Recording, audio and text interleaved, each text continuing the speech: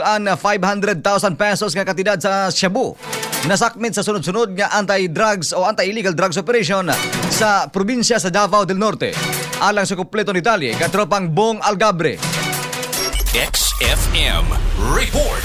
Padayon nga gipakusgan sa Davao del Norte Police Provincial Office ang kampanya batok sa illegal nga droga human sa sunod-sunod nga malampusong buy-bust operations nga nahigayon niadtong Mayo 17 tuig 2026 nga misangpot sa pagkadakop sa daghang drug personalities ug pagka-recover sa kapin 500,000 pesos sa gidudahang shabu sa nagkalaing-laing lugar sa probinsya sa Davao del Norte. Nanguna sa mga accomplishments ang Panabo City Police Station pinaagi sa duha ka madaglahing buy-bust operasyon nga miresulta sa pagkadakop sa duha ka mga high-value individuals ug usa ka street level individual. Sa unang operasyon nga gihimo alauna 40 sa hapon sa Purok 17 Barangay New Visayas, Panabo City, Davao del Norte, nagkahiusang miresponde ang mga operatiba sa Panabo City Police Station ubos pagmando ni Police Lieutenant Colonel Dexter Arcuevas kauban ang ubang police operating units. Nasikop sa operasyon sila si alias Bani ug alias May nga parehong giila nga high value individuals nga nalambigit sa illegal nga droga. Na-recover gikan ngadto kanila ang 55 gramos nga gidudahang shabu nga adunay standard drug price nga 374,000 ka pesos, usa ka kalibre .38 revolver nga walay serial number, tulo ka mga buhing bala ug usa ka Suzuki Raiders 150 motorcycle nga walay plaka. Nagatubang karon ang mga suspitsado og kasong paglapas sa Republic Act 9165 o Comprehensive Dangerous Drugs Act of 2002 o Republic Act 10591 o Comprehensive Firearms and Ammunition Regulation Act. Sa ikaduhang operasyon sa Panabo City nga gihimo alas 7:26 sa gabi sa Purok Pantukan, Barangay GP Laurel, nadakpan usab si alias Sal nga giila nga street level individual. Na-recover gikan usab sa suspect ang gibadabanang 6 ka gramos nga gidudahang shabu nga adunay kantidad nga 40,800 ka pesos. Samtang alas 7:43 sa gabi, nadakpan usab sa buy-bust operation sa Kapalong Municipal Police Station si alias Mar sa Purok 12A, Barangay Maniki, Kapalong. Gipanguluhan ni Police Major Braille F. Patalinghog. Nakuha gikan sa suspect ang .54 gramos nga gidudahang shabu nga adunay kantidad nga 3,672 pesos. Sa laing operasyon nga gihimo alas 10:19 sa gabi sa Purok Mahugani, Barangay Poblasyon, Sawata, Davao del Norte, nadakpan usab sila si alias Igong ug alias Tata nga parehong ila nga street level individual. Ang operasyon gipanguluhan sa Sawata Municipal Police Station ubos ni Police Captain Manuel D. Espiliaga Jr. Na-recover gikan sa mga suspect ang gibadabanang 12 gramos nga ginudahang shabu nga adunay kantidad nga 81,600